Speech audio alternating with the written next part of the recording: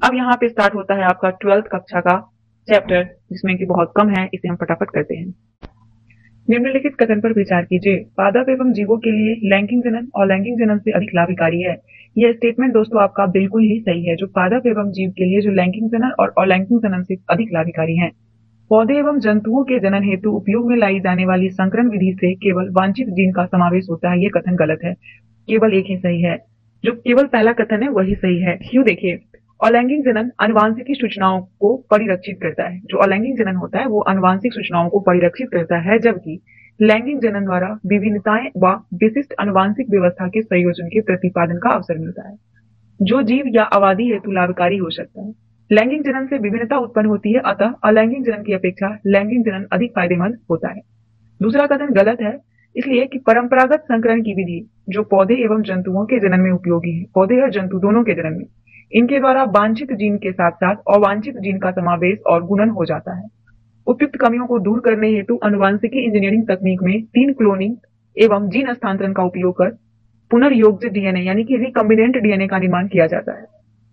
Next question है, पुनर्योज DNA तकनीक यानी रिकम्बिनेंट डीएनए टेक्नोलॉजी के अंतर्गत डीएनए को विभिन्न जगह से काटने के लिए उपयोग किया जाता है। प्रतिबंधन एंजाइम यानी रेसिस्टेंस एंजाइम का, याद रखिएगा, रिस्ट्रिक्शन एंजाइम का प्रयोग किया जाता है। पुनर्योज डीएनए तकनीक के अंतर्गत डीएनए को विशिष्ट जगहों से काटने के लिए आणविक कैंची कहे जाने वाले प्रतिबंधन एंजाइम, जिसको इंग्लिश में कहते हैं रिस्ट्रिक्शन एंजाइम, का प्रयोग किया जाता है। नेक्स्ट क्वेश्चन है, जेनेटिक इंजीनियरिंग में निम्न में किसका उपयोग होता है? ऑप्शन है प्लास्टिड, प्लाज्मिड, माइटोकॉन्ड्रिया, राइबोसोम। तो प्लाज्मिड का उपयोग किया जाता है। जेनेटिक इंजीनियरिंग में प्लाज्मिड का प्रयोग करते हैं।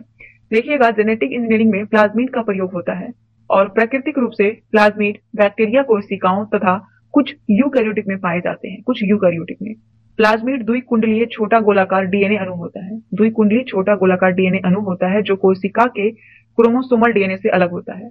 प्लाज्मिड डीएनए संवाहक के रूप में मलेरिया परजीवी को मनुष्य के शरीर में रूपांतरित करता है। ठीक उसी तरह प्लाज्मिड को संवाहक के रूप में प्रयोग कर विजातीय डीएनए के खंड को परपोषी जीवों में पहुंचाया जाता है। वही जेनेटिक इंजीनियरिंग में अनुवांशिकी पदार्थ कौन होता है? डीएनए और आरएनए। डीएनए और आरएनए के रसायन में परिवर्तन कर इसे परपोषी जीवों में यानी कि होस्ट ऑर्गेनिज्म में प्रवेश कराकर इसके समलक्षणी को इंग्लिश में बोलते हैं फिनोटाइप, और ज्यादातर वर्ड आपका फिनोटाइप ही देखने को मिलेगा। फिनोटाइप में परिवर्तित करते हैं। जेनेटिक इंजीनियरिंग यानी अनुवांशिकी इंजीनियरिंग तकनीक में जीन क्लोनिंग और जीन हस्तांतरण का उपयोग कर पुनर्योग डीएनए यानी रिकम्बिनेंट डीएनए का निर्माण किया जाता है, जिससे बिना अवांछित जीनों के केवल एक या एक से अधिक वांछित जीन को चुने हुए जीवों में हस्तांतरित करते हैं। नेक्स्ट है, रिकम्बिनेंट डीएनए तकनीक जीनों को हस्तांतरित होने देता है। तो होने देता है पौधे की विभिन्न जातियों में, जंतुओं से पौधे में, सूक्ष्म जीवों से उच्चतर जीवों में, तीनों में। आंसर आपका डी हो जाएगा। रिकम्बिनेंट डीएनए टेक्नोलॉजी की सहायता से जीनों को पौधे के विभिन्न प्रजाति, जंतुओं से पौधे या पौधे से जंतुओं में तथा सूक्ष्म जीवों से उच्चतर जीवों में हस्तांतरित किया जा सकता है। जीनों को पादप और जंतुओं में हस्तांतरित करना मानव ने जीवाणु और विषाणुओं से सीखा है, जिन्हें यह बात चीरकाल से पता था। जीवाणु और विषाणु जानते थे कि सुकेंद्रीय यानी यूकैरियोटिक कोशिकाओं को रूपांतरित करने के लिए जीनों को कैसे उपयोग किया जाए, और वो जैसा चाहते थे वैसा करने के लिए जीनों को बाध्य करते हैं। नेक्स्ट क्वेश्चन है, निम्नलिखित में कौन सा पृथ्वी पर पाए जाने वाले सभी जीव का आनुवांशिक पदार्थ है? तो वो हो जाएगा आपका इसमें से न्यूक्लिक अम्ल। पृथ्वी पर पाए जाने वाले सभी जीवों को आनुवांशिक पदार्थ न्यूक्लिक अम्ल है। क्या है? न्यूक्लिक अम्ल। अधिकांश जीवों में ये डीऑक्सीराइबो न्यूक्लिक अम्ल होता है, डीएनए होता है। अगला सवाल है, अनुवांशिकी इंजीनियरिंग के अंतर्गत बायोलिस्टिक या फिर जीन गन का प्रयोग किया जाता है। पौधे की कोशिकाओं में पुनर्योग डीएनए का बलपूर्वक प्रवेश कराने के लिए अनुवांशिकी इंजीनियरिंग के अंतर्गत बायोलिस्टिक या फिर जीन गन का प्रयोग किया जाता है। परपोषी कोशिका में बीजातीय डीएनए को प्रवेश कराने के लिए विधियों का प्रयोग करते हैं, और सूक्ष्म अंतःक्षेपण यानी कि माइक्रो इंजेक्शन विधि में पुनर्युक्त डीएनए को सीधे जंतु कोशिका केंद्र के भीतर अंतःक्षेपित किया जाता है। और दूसरी विधि है जो पौधे के लिए उपयोगी है। दूसरी विधि पौधे की कोशिकाओं को पुनर्युक्त डीएनए से विलोपित स्वर्ण या टंगस्टन के उच्च वेग सूक्ष्म कणों की बमबारी करते हैं, जिसे बायोलिस्टिक जीन गन कहते हैं। अगला है, निम्नलिखित कथन पर विचार कीजिए। क्वेश्चन है, डीएनए का प्रतिबंधन एंजाइम यानी रिस्ट्रिक्शन एंजाइम द्वारा काटने के लिए दूसरे वृद्ध अणुओं से मुक्त शुद्ध रूप में होना चाहिए। दोस्तों, यह आंसर आपका बिल्कुल सत्य दिया हुआ है कि डीएनए प्रतिबंधन एंजाइम द्वारा काटने के लिए दूसरे वृद्ध अणु से मुक्त शुद्ध रूप में होना चाहिए। जीन हिस्टोप्रोटीन के साथ गुथे हुए डीएनए पर स्थित होता है। दोनों स्टेटमेंट सही है, आंसर सी हो जाएगा। डीएनए को प्रतिबंधन एंजाइम द्वारा काटने के लिए वृद्ध अणुओं से मुक्त शुद्ध रूप में होना चाहिए। डीएनए झिल्लियों से घिरा रहता है, इसीलिए कोशिका को तोड़कर खोलना पड़ेगा ताकि डीएनए दूसरे वृद्ध अणुओं जैसे आरएनए, प्रोटीन, बहुसंकरा, लिपिड के साथ मोचित यानी रिलीजित हो सके। और यह तभी संभव है जब जीवाणु कोशिका या फिर पादप या जंतु तक लाइसोसोम यानी जीवाणु, सेलुलोज यानी पादप कोशिका, काइटिन जो कवक में होता है, जैसे एंजाइम द्वारा संसाधित किए जाते हैं। जीन डीएनए के लंबे अणुओं पर स्थित होते हैं और हिस्टोन जैसे प्रोटीनों के साथ गुथे रहते हैं, हिस्टोन जैसे प्रोटीन के साथ। अगला सवाल, अब अगला चैप्टर स्टार्ट हो जाता है, जैव प्रौद्योगिकी और इसके उपयोग। जेनेटिकली मॉडिफाइड यानी अनुवांशिकी रूपांतरित फसलों के संबंध में कौन सा कथन सही है? अनुवांशिकी रूपांतरित के बारे में, ये फसलें सूखे, ठंड, लवणता और ताप के प्रति अधिक सहिष्णु होती है। दोस्तों, ये स्टेटमेंट बिल्कुल सत्य है। इन फसलों की खनिज उपयोग क्षमता अधिक होती है। इन फसलों की कीटों के प्रति प्रतिरोधी क्षमता अधिक होती है। सभी आपका सही है। ऐसे पौधे, जीवाणु, कवक और जंतु जिनके जीन तकनीक की मदद से परिवर्तित किए जा चुके हो, अनुवांशिकी रूपांतरित जीव यानी जेनेटिकल मॉडिफाइड ऑर्गेनिज्म, जिसको शॉर्टकट में जीएमओ कहते हैं। जीएमओ का व्यवहार स्थानांतरित जीन की प्रकृति, परपोषी पौधा, जंतु एवं जीवाणुओं की प्रकृति व खाद्य जाल पर निर्भर करता है। जीएम पौधे का उपयोग कई प्रकार से लाभदायक है। अनुवांशिकी रूपांतरण द्वारा, अनुवांशिक रूपांतरण द्वारा अजैव प्रतिबल, ठंडा, सूखा, लवण, ताप सभी के प्रति सहिष्णु फसलों का निर्माण करती है। रासायनिक पीड़कनाशों पर कम निर्भरता करना यानी पीड़कनाशी प्रतिरोधी फसल है। कटाई के बाद होने वाले नुकसान को कम करने में सहायता करती है। पौधे द्वारा खनिज उपयोग क्षमता में वृद्धि यानी यह शीघ्र मृदा उर्वरता का समापन को रोकता है। खाद्य पदार्थ के पोषणिक स्तर में वृद्धि जैसे विटामिन ए से समृद्ध धान, उपयुक्त उपयोगों के साथ साथ जीवों का उपयोग तदनुकूल पौधे के निर्माण में सहायक है और जिनसे वैकल्पिक संसाधन के रूप में उद्योग में वसा, ईंधन, भेषजीय पदार्थ की आपूर्ति की जाती है। अगला प्रश्न है, कपास के कीटरोधी पौधे अनुवांशिकी इंजीनियरिंग द्वारा एक जीन को निर्दिष्ट कर निर्मित किए गए जो लिया गया है जीवाणु से। अनुवांशिकी इंजीनियरिंग के प्रयोग कर बीटी जो एक जीवाणु है जिसे बैसिलस थुरिनजेनियंसिस से प्राप्त किया जाता है और ये कपास के कीटरोधी पौधे तैयार किए जाते हैं। कपास के कीटरोधी पौधे से तैयार किए जाते हैं। बीटी जीव विष यानी टॉक्सिन जीन जीवाणु से कोलोनीकृत होकर पौधे में अभिव्यक्त होकर कीटों यानी पीड़कों के प्रति प्रतिरोधकता पैदा करता है और जिससे कीटनाशक के उपयोग की आवश्यकता नहीं रह जाती है। गोल्डन चावल में प्रचुरतम स्रोत है विटामिन ए, सुनहरा चावल। विटामिन ए की प्रचुर मात्रा होती है। यह जेनेटिक इंजीनियरिंग का प्रयोग कर खाद्य पदार्थ के पोषण स्तर में वृद्धि की जाती है और इसका सर्वोत्तम उदाहरण गोल्डन राइस है जिसमें विटामिन ए की मात्रा प्रचुर होती है। बीटी यानी कि बी थ्यूरिनजेनियसिस जीवाणु अपनी वृद्धि के विशेष अवस्था में विषाक्त कीटनाशक प्रोटीन का निर्माण करता है और यह विषाक्त प्रोटीन बीटी जीवाणु को क्यों नहीं मारता है? विष निष्क्रिय होते हैं इसलिए यह नहीं मारता है। बीटी की कुछ नस्लें ऐसे प्रोटीन का निर्माण करती है यानी कि बैसिलस यूरिनेजेसिस की कुछ नस्लें ऐसे प्रोटीन का निर्माण करती है जो विशिष्ट कीटे जैसे कि लिथिड्यूक्टेसन ये तंबाकू कलिका का जो कीड़ा होता है, सैनिक कीड़ा, उसके लिए, कोलीएप्टेरॉन ये भृंग के लिए और डेप्टेरॉन मक्खी मच्छर को मारने में सहायक है। बी थ्यूरिनजेनियसिस अपनी वृद्धि के लिए, बी थ्यूरिनजेनियसिस अपनी वृद्धि के विशेष अवस्था में कुछ प्रोटीन रवों का निर्माण करती है और इन रवों में विषाक्त कीटनाशक प्रोटीन होता है। वास्तव में बीटी जीव विष प्रोटीन जीवाणु में निष्क्रिय रूप में होता है और ज्यों कीट इस निष्क्रिय जीव विष को खाता है, इसके रवे आंत में क्षारीय पीएच के कारण घुलनशील होकर सक्रिय रूप में परिवर्तित हो जाता है और सक्रिय जीव विष के मध्य आंत जो होता है हमारा, आंत के उपकलीय कोशिका की सतह से बंद कर उसमें छिद्रों का निर्माण करते हैं जिस कारण कोशिका फूलकर फट जाती है और परिणाम स्वरूप कीट की मृत्यु हो जाती है। चिकित्सक के क्षेत्र में जैव प्रौद्योगिकी के उपयोग के संबंध में नीचे दिए गए कथन पर विचार कीजिए। चिकित्सक क्षेत्र में सबसे पहले हम देखेंगे कि इस प्रौद्योगिकी के द्वारा विकसित औषधियों का शरीर पर अवांछित प्रतिरक्षात्मक प्रभाव नहीं पड़ता है। बिल्कुल सही है। इस प्रौद्योगिकी के द्वारा मानव शरीर में उत्पन्न होने वाले सारे रोगों का उपचार संभव है। केवल एक ही सही है, केवल पहला कथन ही सही है। जैव प्रौद्योगिकी ने स्वास्थ्य सुरक्षा के क्षेत्र में अत्यधिक प्रभाव डाला है क्योंकि इसके द्वारा उत्पन्न सुरक्षित और अत्यधिक प्रभावी चिकित्सीय औषधि का उत्पादन अत्यधिक मात्रा में संभव है। पुनर्योग्य चिकित्सीय औषधि का अवांछित प्रतिरक्षात्मक प्रभाव नहीं पड़ता है, जबकि ऐसा देखा गया है कि उपयुक्त उत्पाद जो कि अमानवीय स्रोतों से विलिखित किए गए हो वो अवांछित प्रतिरक्षात्मक प्रभाव डालते हैं। अवांछित। अगला क्वेश्चन है कि निम्नलिखित कथन पर विचार कीजिए। मधुमेह रोग से पीड़ित व्यक्ति को इसके नियंत्रण के लिए इंसुलिन लेना पड़ता है। मधुमेह रोग को बिल्कुल सही है, लेना पड़ता है इंसुलिन।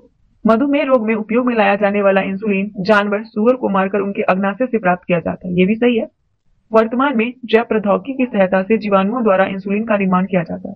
तीनों स्टेटमेंट सही है। अनुवांशिकी विकार के साथ पैदा हुए बच्चे के उपचार हेतु जीन चिकित्सक के अंतर्गत जीन को व्यक्ति के शरीर के किस भाग में प्रवेश कराया जाता है? तो एक तो कोशिका में, दूसरा उत्तक में, है ना। अनुवांशिक विकार के साथ पैदा हुए बच्चों के उपचार हेतु जीन चिकित्सक के अंतर्गत जीन को व्यक्ति के शरीर के कोशिका और उत्तक में प्रवेश कराया जाता है। यदि कोई बच्चा अनुवांशिक रूप से पैदा होता है, ठीक है, अनुवांशिकी रूप से पैदा होता है, तो इस रोग के उपचार हेतु जीन चिकित्सक ही एकमात्र उपाय है। और जीन चिकित्सक में उन विधियों का सहयोग लेते हैं जिनके द्वारा किसी बच्चे या भ्रूण में चिन्हित किए गए जीन दोषों का सुधार किया जाता है। जीन दोषों का सुधार किया जाता है। इसमें रोगों के उपचार हेतु जीनों को व्यक्ति की कोशिका या फिर उत्तक में प्रवेश कराया जाता है। अनुवांशिकी दोष वाली कोशिकाओं के उपचार हेतु सामान्य जीन को व्यक्ति या फिर भ्रूण में स्थानांतरित करते हैं, जो निष्क्रिय जीन को क्षतिपूर्ति कर उसके कार्यों को क्या करते हैं? संपन्न करते हैं। अगला सवाल है, निम्नलिखित में कौन बायोपायरेसी को परिभाषित करता है? तो बायोपायरेसी कंपनी या संगठन द्वारा किसी राष्ट्र या उससे संबंधित लोगों से बिना व्यवस्थित अनुमोदन या फिर क्षतिपूर्वक भुगतान के जैव संसाधन का उपयोग करना बायोपायरेसी कहता है।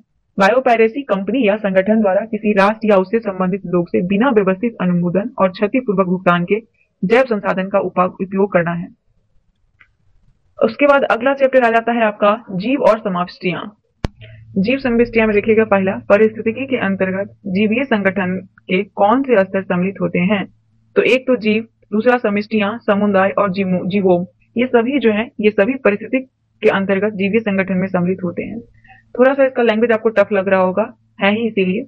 पारिस्थितिकी के अंतर्गत जीवों के बीच या जीवीय तथा भौतिकीय, जीवीय या भौतिकीय कहें तो अजीवीय या फिर अबायोटिक भी इसको बोल सकते हैं, पर्यावरण के बीच होने वाले पारस्परिक क्रियाओं का अध्ययन किया जाता है। और मूल रूप से पारिस्थितिक जीवीय संगठन के 4 स्तर से संबंधित है। 4 स्तर है, जीव, समष्टियां, समुदाय और जीवों, ये 4 स्तर हैं। निम्नलिखित में कौन से जीवों के जीवन को प्रभावित करने वाले महत्वपूर्ण अजैव कारक हैं? तो जीवों के जीवन को प्रभावित करने वाले अजैव कारक हैं इसमें तापमान, जल, प्रकाश और मृदा। ये चारों जो हैं जीवों के जीवन को प्रभावित करने वाले अजैव कारक हैं। जीवों के जीवन को प्रभावित करने वाले कारक में तापमान, जल, प्रकाश, मृदा। तापमान की बात करें तो तापमान पारिस्थितिकी रूप से सबसे ज्यादा प्रासंगिक पर्यावरणीय कारक है। पृथ्वी पर औसत तापमान ऋतु के अनुसार बदलता रहता है। हमारे भूमध्य रेखा से ध्रुव की ओर और मैदान से पर्वत शिखर की ओर जाने पर तापमान उत्तरोत्तर घटता है।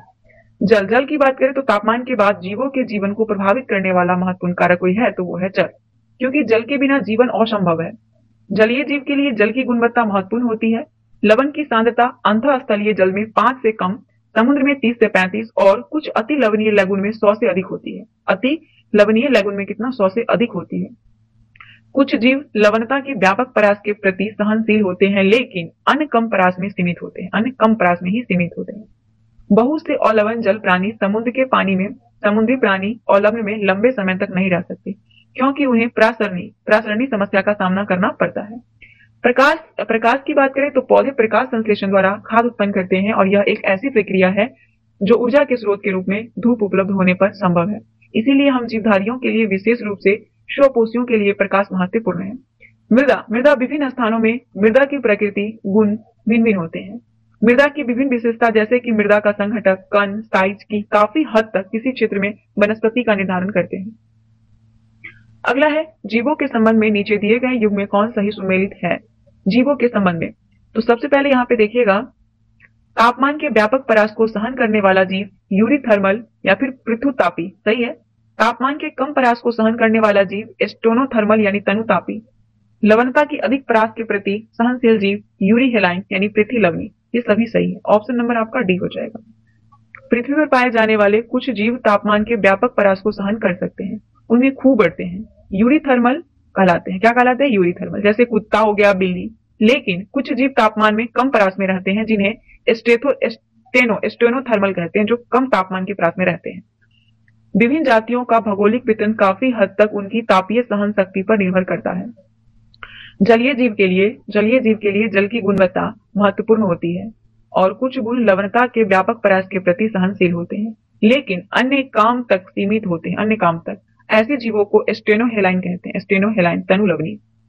जीव का कोई ऐसा गुण या फिर अकारकीय, कायिकी, व्यवहारिक, इसमें से कोई ऐसा गुण जो उसे अपने आवास में जीवित बने रहने, जनन करने के योग्य बनाता है, उसे क्या कहते हैं? तो उसे अनुकूलन कहते हैं। जीव का ऐसा गुण जो उन्हें आवास में बने रहने का योग्य बनाता है, उसे अनुकूलन कहते हैं। यह जीव का ऐसा गुण जो अपने आवास में जीवित बने रहने के लिए जनन करने योग्य बनाता है, उसे अनुकूलन कहते हैं। अनुकूलन लंबे समय की विकास यात्रा के बाद विकसित हुए हैं और आनुवंशिकता स्थिर हो गए हैं। निम्नलिखित कथन पर विचार कीजिए। दिया हुआ है, मरुस्थलीय पौधे के प्रकाश संश्लेषी मार्ग विशेष प्रकार के होते हैं जिसके कारण वो अपने रंध्र दिन के समय बंद रखते हैं। यह स्टेटमेंट आपका सही दिया हुआ है। मरुस्थलीय पौधे नागफनी में प्रकाश संश्लेषण का कार्य चपटे तनों द्वारा करता है। ये भी सही है, दोनों सही स्टेटमेंट है। अनेक मरुस्थलीय पौधे की पत्तियां की सतह पर मोटी उपत्वचा यानी कि क्यूटिकल होती है और उनके रंध्र यानी स्टोमाटा गहरे गर्त में व्यवस्थित होते हैं ताकि वो वाष्पोत्सर्जन द्वारा जल की न्यूनतम हानि हो सके। उनके प्रकाश संश्लेषी मार्ग भी विशेष प्रकार के होते हैं जिसके कारण वो अपने रंध्र दिन के समय में बंद रख सकते हैं। मरुस्थलीय पादप नागफनी जैसे हो गया। नागफनी का साइंटिफिक नेम ओप्सिया है। ओप्सिया कैक्टस आदि में पत्तियां नहीं होती है बल्कि वो कांटे के रूप में रूपांतरित हो जाती है और प्रकाश संश्लेषण का कार्य चपटे तनों द्वारा होता है। परभक्षण के संदर्भ में दिए गए कथन पर विचार कीजिए। परभक्षण परभक्षी पादप द्वारा स्थिर की गई ऊर्जा उच्चतर पोषी स्तर को हस्तांतरित करते हैं। परभक्षी पादपों द्वारा स्थिर की गई ऊर्जा उच्च स्तर पोषी स्तरों को हस्तांतरित करता है। सही है। परभक्षी शिकार समशिष्ट को नियंत्रित रखते हैं। बिल्कुल सही है। परभक्षी किसी समुदाय में जातियों की विविधता को भी बनाए रखने में मदद करता है। सभी आपका सही है। परभक्षण प्रकृति का एक ऐसा तरीका है परभक्षण जिसमें पादप द्वारा स्थिर की गई ऊर्जा उच्च स्तर पोषी स्तर को हस्तांतरित होती है। पौधे को खाने वाले प्राणी या प्राणियों को खाने वाले दूसरे प्राणियों को परभक्षी कहा जाता है। परभक्षी, हालांकि इन्हें शाकाहारी या मांसाहारी के रूप में भी वर्गीकृत किया जा सकता है। परभक्षी परितंत्र, परभक्षी परितंत्र एक अन्य महत्वपूर्ण भूमिका निभाते हैं और ये शिकार समशिष्ट को नियंत्रित करते हैं।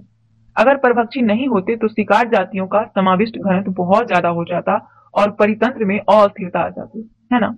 जब किसी भौगोलिक क्षेत्र में कुछ विदेशी जातियां लाई जाती है तो वो आक्रामक हो जाती है और तेजी से फैलने लगती है क्योंकि आकारांत भूमि पर उसके प्राकृतिक परभक्षी नहीं होते हैं।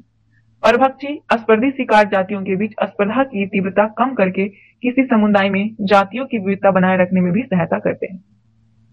अब यहाँ पे मिलान करना है, देखिएगा। तो एक परितंत्र में विभिन्न जातियों के पारस्परिक क्रिया के नीचे दिए गए सूची को आपस में मिलाइए। मिलाइएगा तो एक जाति को लाभ और दूसरे को हानि होती है, उसे क्या कहते हैं? उसे परिजीविता कहते हैं। एक को लाभ दूसरे को हानि तो परिजीविता। एक जाति को लाभ होता है और दूसरे अप्रभावित रहती है तो उसे सहभोजिता कहते हैं। दोनों जातियों को लाभ होता है उसे सहोपकारिता कहते हैं, सहोपकारिता। और एक जाति को हानि और दूसरे को अप्रभावित रहती है उसे अंतर जातीय परिजीविता कहते हैं। यहाँ पे आपका आंसर हो गया बी, 3, 2, 1, 4। हमारे प्रकृतिक में विभिन्न जातियों की समाविष्ट आवास में पृथक नहीं रहती है ना, बल्कि कई तरह के पारस्परिक क्रियाएं करती है। परिजीविता, इस प्रक्रिया में एक जाति को लाभ होता है और दूसरे को हानि होता है परिजीविता में। सहभोजिता एक ऐसी पारस्परिक क्रिया है जिसमें एक जाति को लाभ होता है और दूसरे को न हानि होती है न लाभ होता है, वो अप्रभावित रहता है। सहोपकारिता, सहोपकारिता इस पारस्परिक क्रिया से परस्पर क्रिया करने वाली दोनों जातियों को लाभ होता है, दोनों को। सहोपकारिता का सबसे शानदार और सबसे विकास की दृष्टि से लुभाने वाला उदाहरण पादप प्राणी संबंध में पाए जाते हैं। पादप को अपने पुष्प परगित करने और बीजों के प्रकीर्णन के लिए प्राणियों की सहायता चाहिए होता है। अंतरजातीय परिजीविता, इस प्रक्रिया में एक जीव को हानि होती है और दूसरा अप्रभावित है। लाइकेन जो पारिस्थितिक अनुक्रम को प्रारंभ करने में सक्षम है, वास्तव में सजीवी सहचार है। शैवाल और कवक और प्रकाश संश्लेषी शैवाल या फिर साइनोबैक्टीरिया के बीच घनिष्ठ सहोपकारी संबंध का उदाहरण है लाइकेन। शैवाल द्वारा कवक को भोजन की आपूर्ति की जाती है शैवाल द्वारा। बदले में कवक द्वारा शैवाल को सुरक्षा, जल, नाइट्रोजनी पदार्थ एवं खनिज लवण प्रदान किए जाते हैं। चैप्टर 4 परितंत्र। परिस्थितिक तंत्र के संबंध में निम्नलिखित कथन पर विचार कीजिए। पृथ्वी पर पाए जाने वाले सभी जीवधारी आपस में तथा अपने आसपास के भौतिक पर्यावरण के साथ परस्पर क्रिया करते हैं। दूसरा स्टेटमेंट है कि किसी परितंत्र में विभिन्न स्तरों पर विभिन्न प्रजातियों के ऊर्ध्वाधर वितरण स्तर का विन्यास करते हैं। तो इसमें आपका आंसर हो जाएगा, परितंत्र प्रकृति की एक क्रियाशील इकाई है जहां पर जीवधारी आपस में आसपास के भौतिक पर्यावरण के साथ परस्पर क्रिया करते हैं और परितंत्र का आकार एक छोटे से तालाब से लेकर एक विशाल जंगल या फिर महासागर तक हो सकता है। परितंत्र का वही जैविक और अजैविक घटक की परस्पर क्रियाओं के फलस्वरूप एक भौतिक संरचना विकसित होती है जो प्रत्येक प्रकार की परितंत्र की विशिष्टता है, प्रत्येक प्रकार की। एक परितंत्र की पादप एवं प्राणी प्रजातियों की पहचान एवं गणना इसकी प्रजातियों के संगठन यानी कंपोजिशन को प्रकट करता है और विभिन्न स्तर पर विभिन्न प्रजातियों के ऊर्ध्वाधर वितरण को अस्तर विन्यास कहते हैं। क्या कहते हैं? अस्तर विन्यास। जैसे कि एक जंगल में वृक्ष सर्वोपरि ऊर्ध्वाधर स्तर, झाड़ियां द्वितीय स्तर और जड़ी बूटियां एवं घास निचले यानी धरातलीय स्तर पर निवास करती है। दूसरा क्वेश्चन है, निम्नलिखित में कौन सा कथन पारिस्थितिक तंत्र के प्राथमिक उत्पादन को परिभाषित करता है? तो पारिस्थितिक तंत्र के प्राथमिक उत्पाद को परिभाषित करता है प्रकाश संश्लेषण के दौरान पादप द्वारा एक निश्चित समय अवधि में प्रति इकाई क्षेत्र में उत्पन्न की गई कार्बनिक सामग्री की मात्रा। किसकी मात्रा? कार्बनिक सामग्री की मात्रा।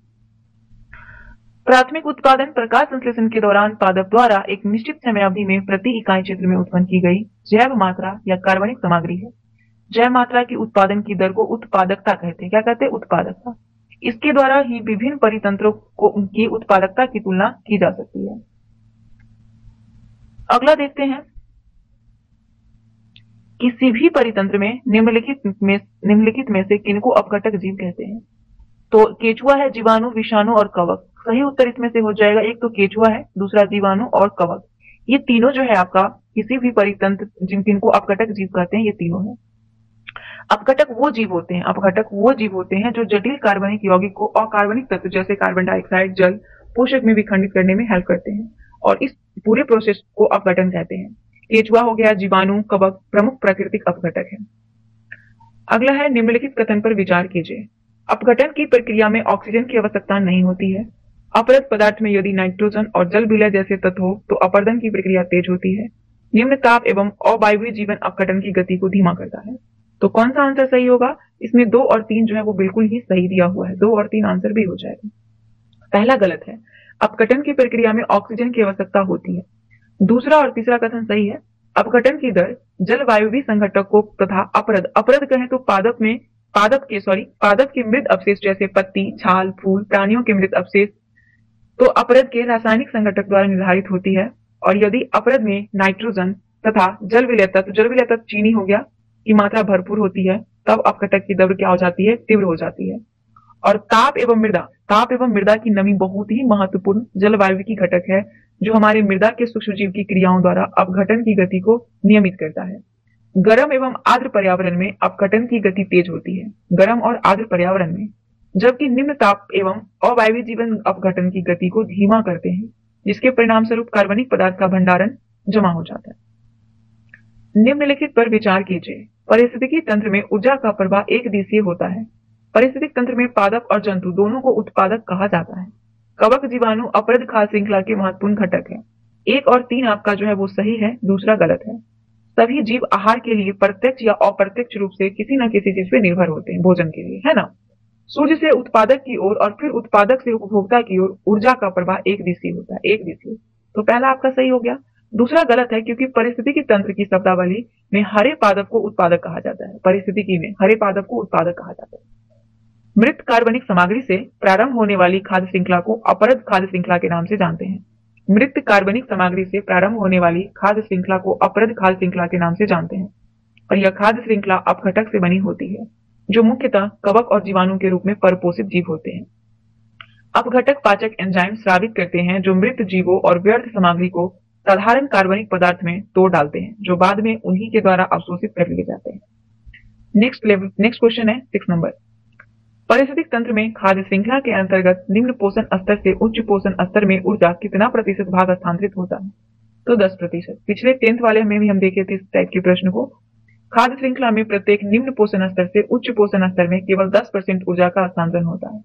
और सबसे महत्वपूर्ण बात यह है कि उत्तरोत्तर पोषण स्तर में ऊर्जा की मात्रा घटती है। उत्तरोत्तर में खाद्य श्रृंखला के प्रत्येक पोषण स्तर पर जीव अपनी ऊर्जा की आवश्यकता के लिए निम्न पोषण स्तर पर निर्भर करता है। निम्नलिखित में किस पारिस्थितिक तंत्र की उत्पादकता सबसे कम है? तो समुद्र। इस बिग ऑप्शन के अकॉर्डिंग मैंग्रोव, घास स्थल, झील, समुद्र, इसमें सबसे कम उत्पादकता समुद्र की होती है। संपूर्ण जीव मंडल की वार्षिक कुल प्राथमिक उत्पादकता भार 170 बिलियन टन आंका गया है। 170 बिलियन टन। पृथ्वी के धरातल का लगभग 70% भाग समुद्र से ढका हुआ है। इसके बावजूद इनकी उत्पादकता केवल 55 बिलियन टन है। शेष मात्रा भूमि पैदा करती है। एक खाद्य श्रृंखला में निम्नलिखित में सर्वाधिक संख्या किसकी होती है? उत्पादक की। किसी भी फूड चेन में उत्पादकता सर्वाधिक संख्या उत्पादक की होती है। किसकी? उत्पादक की। पारिस्थितिक पिरामिड के संबंध में कौन सा कथन असत्य है? एक समय पर एक ही पारिस्थितिक तंत्र में कोई भी जीव केवल एक ही पोषण रीति को अधिष्ठित हो सकता है। ये गलत है। एक समय में ऐसा नहीं होगा। देखिए, निम्न पोषण स्तर में ऊर्जा की मात्रा ऊपरी पोषण स्तर से अधिक होती है। निम्न पोषण स्तर में ऊर्जा की मात्रा ऊपरी पोषण स्तर से अधिक होती है। ऊर्जा पिरामिड से आदब सीधा होता है। ऊर्जा का पिरामिड से आदब सीधा होता है, कभी उल्टा नहीं हो सकता। समुद्र के जय भार के पिरामिड उल्टे होते हैं। समुद्र के। पहला कथन इसलिए गलत है क्योंकि एक प्रदत्त प्रजाति एक ही समय पर एक ही पारिस्थितिक तंत्र में एक से अधिक पोषण रीतियों को अधिष्ठित हो सकती है। एक से अधिक का। जैसे कि एक गोरैया जब बीज, फल या फिर मटर खाती है, वह प्राथमिक उपभोक्ता है, किंतु जब वह कीटों और केंचुओं को खाती है तो वह द्वितीय उपभोक्ता है। और इस प्रकार मानव को भी प्राथमिक, द्वितीय और तृतीय तीनों पोषण रीतियों में शामिल कर सकते हैं मानव को। अगला 10 नंबर प्रश्न देखिए। किसी भी परितंत्र के सुनिश्चित क्षेत्र की प्रजाति संरचना में उचित रूप से आंकलित परिवर्तन को कहते हैं पारिस्थितिक अनुकरण। सभी समुदाय का महत्वपूर्ण लक्षण पर्यावरण के बदलते स्वरूप के साथ इसके संगठन, इसकी संरचना में निरंतर परिवर्तित होते रहना है। और ये परिवर्तन क्रमबद्ध और भौतिक पर्यावरण के परिवर्तन के समानांतर होता है। अंततः यह परिवर्तन एक समुदाय को गठित करता है जो पर्यावरण से संतुलन के नजदीक है, और इसे चरम समुदाय कहा जाता है। एक सुनिश्चित क्षेत्र की प्रजाति संरचना में उचित रूप से आंकलित परिवर्तन को पारिस्थितिक अनुक्रमण कहते हैं। पारिस्थितिक तंत्र में निम्नलिखित में कौन सा जैव भार खाद्य पिरामिड उल्टा हो जाता है? तो समुद्र का। समुद्र में जैव भार के खाद्य पिरामिड प्रायः उल्टे होते हैं क्योंकि मछलियों की जैव मात्रा पादप प्लवकों की जैव मात्रा से बहुत अधिक होती है। समुद्र में जैव भार के खाद्य पिरामिड प्रायः उल्टे होते हैं क्योंकि मछलियां की जैव मात्रा पादप प्लवकों के जैव मात्रा से बहुत अधिक होती है। अगला सवाल है, पारिस्थितिकी अनुक्रमण के संबंध में नीचे दिए गए कथन पर विचार कीजिए। अनुक्रमण की प्रक्रिया वहां शुरू होती है जहां सजीव नहीं होते हैं। अनुक्रमण के दौरान किसी क्षेत्र में कुछ प्रजातियां विलुप्त हो सकती है। पारिस्थितिकी अनुक्रमण का वितरण वानस्पतिक परिवर्तन केंद्रित होता है। इसमें सत्य आपका हो जाएगा, तीनों कथन सत्य है। तीनों। अनुक्रमण एक प्रक्रिया है जो वहां शुरू होती है जहां कोई सजीव नहीं होते हैं, और कोई ऐसा क्षेत्र जहां कभी कोई सजीव नहीं रहा हो, जैसे उदाहरण के लिए नग्न पत्थर, या फिर ऐसा क्षेत्र जहां सभी जीव किसी प्रकार से नष्ट यानी विलुप्त हो गए हों। अनुक्रमण की प्रक्रिया के दौरान कुछ प्रजाति एक क्षेत्र में नई बस्ती बसा लेती है और इनकी जनसंख्या अनगिनत हो जाती है ना। और जबकि दूसरी प्रजाति की जनसंख्या घटती चली जाती है, यहाँ तक कि विलुप्त हो जाती है।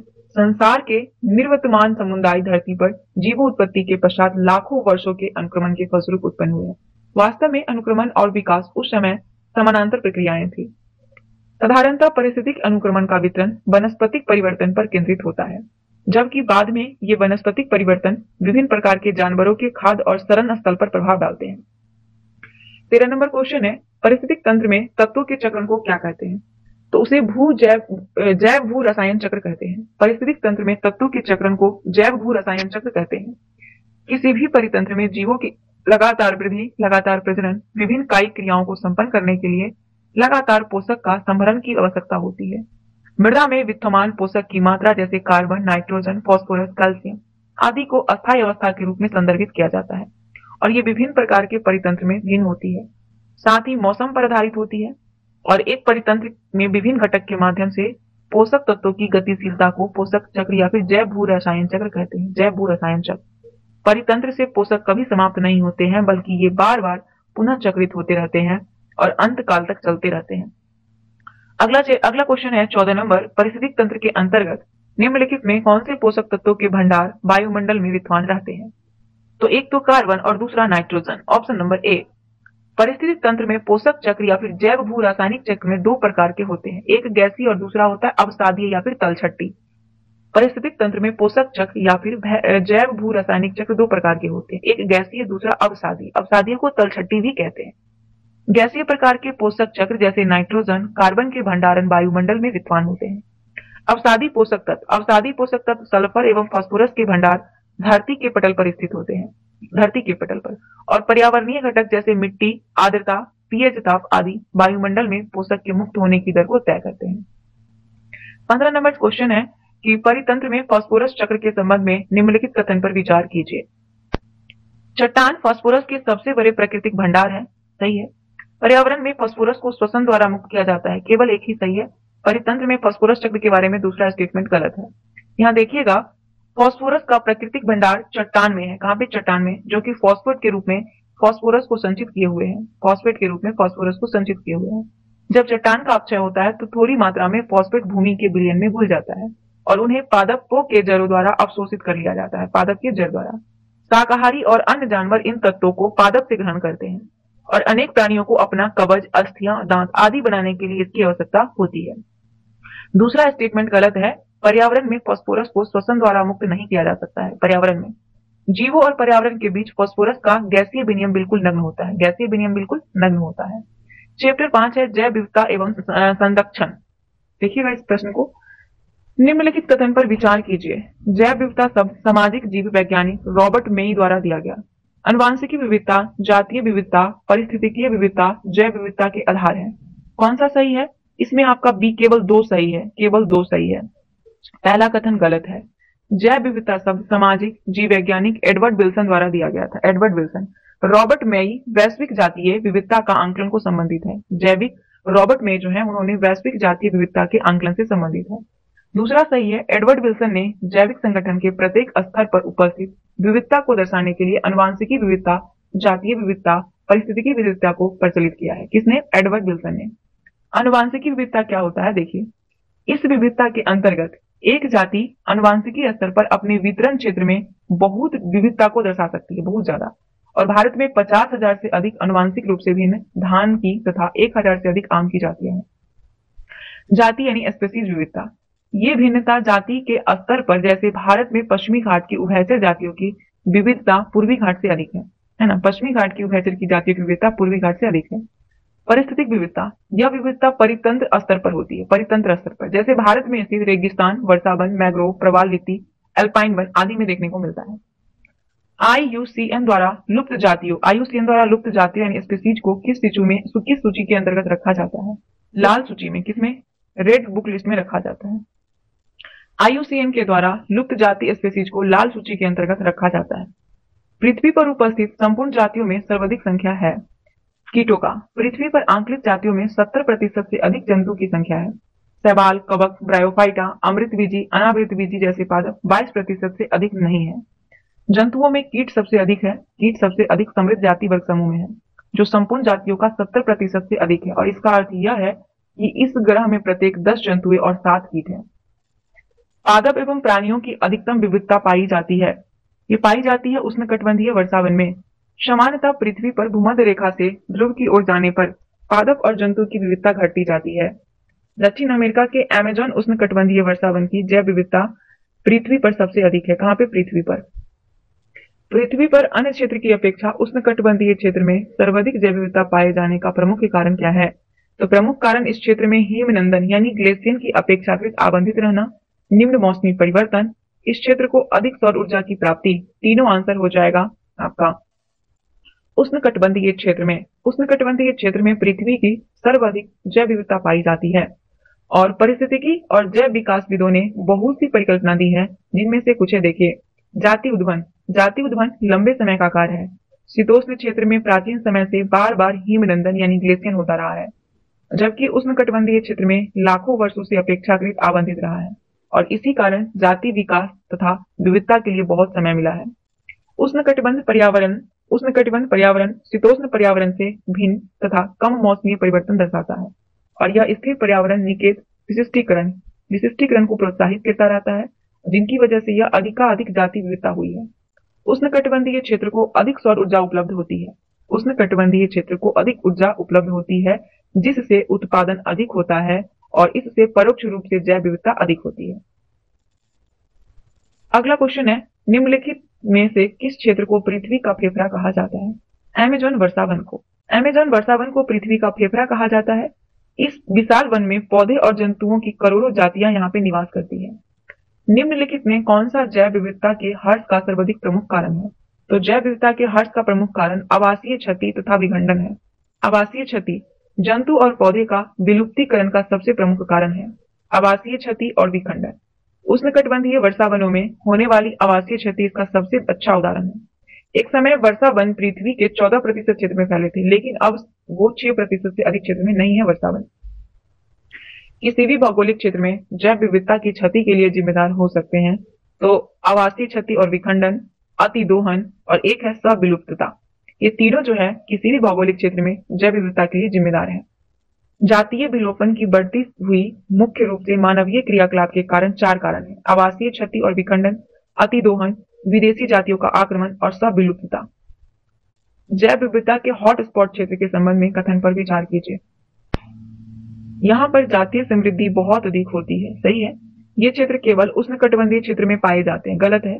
इन क्षेत्रों को जैव विविधता संरक्षण के स्वस्थानीय यानी कि इन सीटू संरक्षण के अंतर्गत शामिल किया गया, ये भी सही है। इसमें से जो जैव विविधता हॉटस्पॉट के बारे में जो आपका कथन सही है वो 1 और 3 सही है। जैव विविधता हॉटस्पॉट वो क्षेत्र होते हैं जहां पर जातीय समृद्धि बहुत अधिक और उच्च स्थानिक जातियां होती है जो अन्य स्थानों पर नहीं होती है। यद्यपि संसार के सारे हॉटस्पॉट आपस में मिलकर पृथ्वी को 2% से भी कम है, 2% से भी कम है। हॉटस्पॉट क्षेत्र मुख्यतः उष्णकटिबंधीय क्षेत्रों में पाए जाते हैं और ये क्षेत्र उष्णकटिबंधीय से बाहर भी विस्तृत है। हॉटस्पॉट क्षेत्रों का संरक्षण स्वस्थानीय यानी इन सीटू संरक्षण के अंतर्गत ही आता है। निम्नलिखित में कौन से हॉटस्पॉट क्षेत्र भारत में विस्तृत रूप से हैं? तो एक तो आपका पश्चिमी घाट और श्रीलंका हो जाएगा, हिमालय, इंडो बर्मा, सुंडालैंड सभी हो जाएगा। भारत में जैव विविधता के 4 हॉटस्पॉट क्षेत्र विस्तृत हैं। निम्नलिखित में कौन से जैव विविधता संरक्षण को स्वस्थ स्थानों यानी इन सीटू संरक्षण पद्धति के अंतर्गत शामिल है? तो इन सीटू संरक्षण पद्धति के अंतर्गत शामिल है वो एक राष्ट्रीय उद्यान, दूसरा है जैव मंडल आरक्षित क्षेत्र यानी बायोस्फीयर रिजर्व और वन्यजीव अभ्यारण्य, ये तीनों हो जाएगा। जैव विविधता संरक्षण के स्वस्थानीय संरक्षण पद्धति के अंतर्गत राष्ट्रीय उद्यान, वन्यजीव अभ्यारण्य, जैव मंडल आरक्षित क्षेत्र आते हैं। जैव विविधता संरक्षण के बाह्य स्थानीय यानी एक्स सीटू संरक्षण विधि के संबंध में नीचे दिए गए कथन पर विचार कीजिए। बाह्य स्थानीय संरक्षण विधि इस पद्धति के अंतर्गत संकटापन्न पादप और जंतुओं को उनके प्राकृतिक आवास में संरक्षित किया जाता है। जंतु उद्यान, वनस्पति उद्यान और जीव सफारी का निर्माण भी इसी के अंतर्गत आता है। तो इसमें जो आपका सही हो जाएगा वो इस कथन में से केवल आपका 2 ही सही है। पहला कथन गलत है। संकटापन्न पादप जंतुओं को उनके प्राकृतिक आवास में संरक्षित स्वस्थानीय संरक्षण विधि से किया जाता है, स्वरक्षण। और बाह्य स्थानीय की बात करें यानी कि एक्स सीटू संरक्षण विधि में तो संकटापन्न पादप और जंतुओं को उनके प्राकृतिक आवास से अलग एक विशेष स्थान पर, संकटापन्न स्थान से एक अलग आवास पर जो है उन्हें अच्छी देखभाल के लिए रखी जाती है और इन्हें सावधानी पूर्वक संरक्षित किया जाता है। दूसरा कथन सत्य है। जंतु उद्यान, वनस्पति उद्यान, जीव सफारी का निर्माण बाह्य स्थान संरक्षण पद्धति के अंतर्गत किया जाता है और ऐसे बहुत से जंतु हैं जो कि वनों से विलुप्त हो गए हैं लेकिन जंतु उद्यान में सुरक्षित हैं। एक लास्ट चैप्टर है पर्यावरण के मुद्दे। निम्नलिखित कथन पर विचार कीजिए। स्थिर वैद्युत अपक्षेपित यानी इलेक्ट्रोस्टैटिक प्रोसिपिटेटर कणकीय पदार्थ को हटाने का सर्वोत्तम तरीका है। स्थिर वैद्युत अपक्षेपित कणकीय पदार्थ को हटाने का सर्वोत्तम तरीका है। PM4.5 आकार के कणकीय पदार्थ मानव स्वास्थ्य के लिए सबसे नुकसानदेह होता है। कौन सा सही है? तो इसमें केवल एक ही सही है।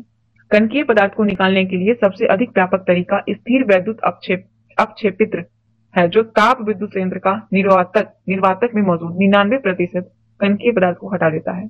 स्थिर वैद्युत अपक्षेपित्र में एक इलेक्ट्रोड तार होता है। क्या होता है? एक इलेक्ट्रोड तार होता है जिससे होकर हजारों वोल्ट गुजरता है और यह कोरोना उत्पन्न करता है और इसलिए इलेक्ट्रॉन निकलते हैं और ये इलेक्ट्रॉन धूल के कणों से सट जाते हैं और इन्हें ऋण आवेश प्रदान करते हैं और इससे संचायक पट्टिकाएं नीचे की ओर आ जाती है और आवेशित धूल कणों को आकर्षित कर लेती है। दूसरा कथन गलत है। केंद्रीय प्रदूषण नियंत्रण बोर्ड जिसको बोलते हैं सीपीसीबी के अनुसार 2.5 माइक्रोमीटर या फिर उससे कम व्यास के आकार वाले PM2.5 ले सकते हैं। PM2.5 के कणकीय पदार्थ मानव स्वास्थ्य के लिए सबसे अधिक नुकसानदेह है। जब मनुष्य सांस लेता है तो ये सूक्ष्म कणकीय पदार्थ फेफड़े के भीतर चले जाते हैं और फेफड़े को क्या करते हैं? क्षति पहुंचाते हैं। निम्नलिखित युग पर विचार कीजिए। क्या है? पर्यावरण संरक्षण 1986 सही है। जल प्रदूषण निरोध और नियंत्रण अधिनियम 1974, वायु प्रदूषण निरोध और नियंत्रण अधिनियम 1981 तीनों आपका सुमेलित है। तीनों। डीजल या पेट्रोल की जगह संपीड़ित प्राकृतिक गैस को प्रयोग करने का प्रमुख कारण क्या है? तो प्रमुख कारण वाहनों में सीएनजी के जलने के बाद अवशेष कम बचता है। इसमें किसी तरह की मिलावट सीएनजी में नहीं होती है। सीएनजी गैस का पेट्रोल और डीजल सस्ता होना, ये तीनों कारण है। इसीलिए डीजल या पेट्रोल की जगह पे सीएनजी यानी संपीड़ित प्राकृतिक गैस का प्रयोग किया जा रहा है। अभी वाहनों में सीएनजी सबसे अच्छी तरह से चलता है और बहुत ही कम मात्रा में जलने से ये बचता भी है, बहुत कम मात्रा में जलता है, जबकि डीजल और पेट्रोल के मामले में ऐसा नहीं है। सीएनजी डीजल और पेट्रोल से सस्ता है, सीएनजी की चोरी नहीं की जा सकती है और डीजल या पेट्रोल की तरह इसे अपमिश्रित यानी मिलावट भी नहीं किया जा सकता है। इसका मुख्य संघटक मीथेन होता है। इसके अलावा इथेन और प्रोपेन गैस भी होता है। सीएनजी चूंकि प्राकृतिक गैस का संपीड़ित रूप है, इसीलिए संपीड़न से हानिकारक गैसों का उत्सर्जन काफी कम हो जाता है और इस कारण से यह एक पर्यावरण हितैषी ईंधन है। निम्नलिखित कथन पर विचार कीजिए। जलाशय में काफी मात्रा में पोषकों की उपस्थिति के कारण पलवकीय शैवाल की अतिशय वृद्धि को शैवाल प्रस्फुटन कहते हैं। सही है। शैवाल प्रस्फुटन से जल की गुणवत्ता पर कोई प्रभाव नहीं पड़ता, ये गलत है, केवल एक ही सही है। देखिएगा यहाँ दिया है कि जब जलाशय काफी मात्रा में पोषकों की उपस्थिति पाई जाती है, तब इन पोषक के कारण पलवकीय यानी कि मुक्त प्लवी शैवाल की अतिशय वृद्धि होती है और इसे शैवाल प्रस्फुटन कहा जाता है। शैवाल की वृद्धि के कारण जलाशयों का रंग विशेष प्रकार का होता है। दूसरा कथन इसलिए गलत है कि शैवाल प्रस्फुटन के कारण जल की गुणवत्ता घट जाती है और जलीय परितंत्र पर गंभीर दुष्प्रभाव पड़ता है। कुछ प्रस्फुटनकारी शैवाल मनुष्य और जानवरों के लिए अतिशय विषैले होते हैं। किस पादप को बंगाल का आतंक कहा जाता है? हाइसिंथ यानी आइकोर्निया कैसीपीज को। हाइसिंथ या फिर आइकोर्निया कैसीपीज जल पादप है जो विश्व के सबसे अधिक समस्या उत्पन्न करने वाली जलीय खरपतवार है। इसे बंगाल का आतंक कहते हैं। ये पादप सुपोषी जलाशय में काफी वृद्धि करती है और यह परितंत्र गति को असंतुलित करती है। अपनी भाषा में समझे तो जलकुंभी का आपने नाम सुना होगा, जो ग्रीन कुंभी का प्लांट होता है जल में, है ना। निम्नलिखित में कौन सा कथन जैव आवर्धन यानी कि बायोमैग्निफिकेशन के सही तरीकों से परिभाषित करता है जैव आवर्धन को? तो जैव आवर्धन का तात्पर्य क्रमिक पोषण स्तर पर अविषाक्त की सांद्रता में वृद्धि होना है। अविषाक्त, ऑप्शन नंबर सी। खाद्य श्रृंखला में क्रमिक पोषण स्तर यानी ट्रैफिक लेवल पर अविषाक्त की सांद्रता में वृद्धि होना जैव आवर्धन को परिभाषित करता है और इसका कारण जीव द्वारा संग्रहित अविषालु पदार्थ उपचायित और उत्सर्जित नहीं हो सकता है। इस प्रकार यह अगले उच्चतर पोषण स्तर पर पहुंच जाता है। उद्योग के अपशिष्ट जल में विद्यमान प्रायः कुछ विषैले पदार्थ में जलीय खाद्य श्रृंखला जैव आवर्धन कर सकते हैं। किसी भी झील की अधिक उम्र होने के साथ उसमें पोषक तत्वों के बढ़ने से जैव समृद्धि बढ़ जाती है। यह परिघटना क्या कहलाती है? इसे सुपोषण कहते हैं। सुपोषण झील का प्राकृतिक काल प्रभावन यानी एजिंग को दर्शाती है। यानी झील अधिक उम्र हो जाती है झील की, तो यह इससे जल के जैव समृद्धि के कारण होता है। जल के जैव समृद्धि के कारण होता है। तरुण मतलब कम उम्र की झील का जल शीतल और स्वच्छ होता है।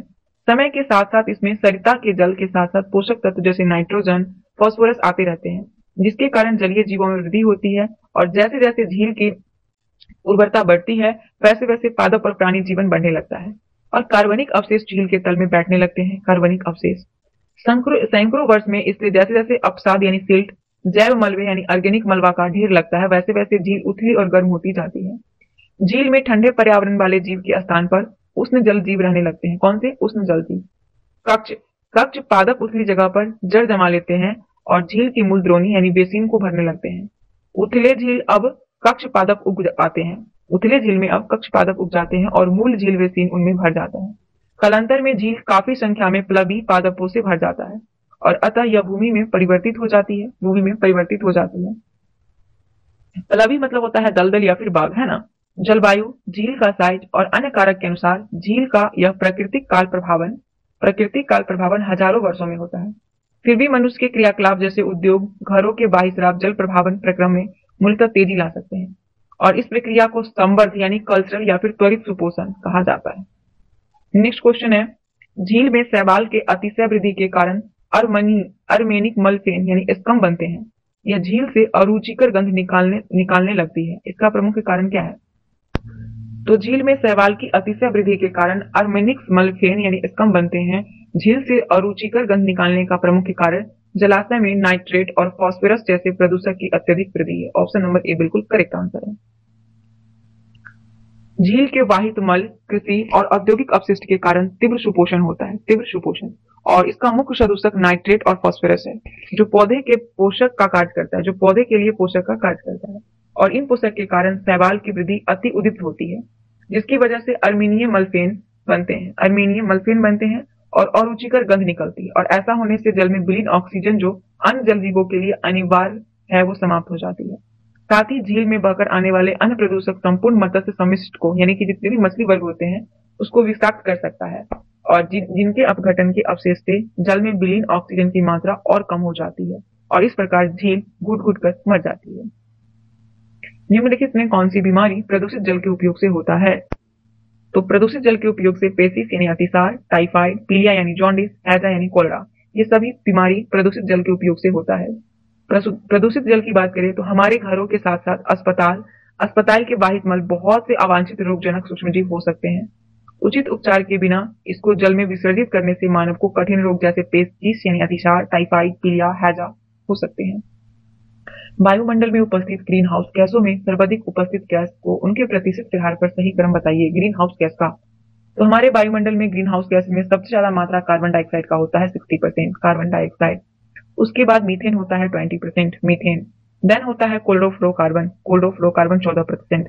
फिर होता है नाइट्रस ऑक्साइड जो कि 6% होता है। आंसर ए हो जाएगा carbon dioxide, methane, chlorofluorocarbon, nitrous oxide जो कि ऑप्शन में नहीं दिया हुआ है।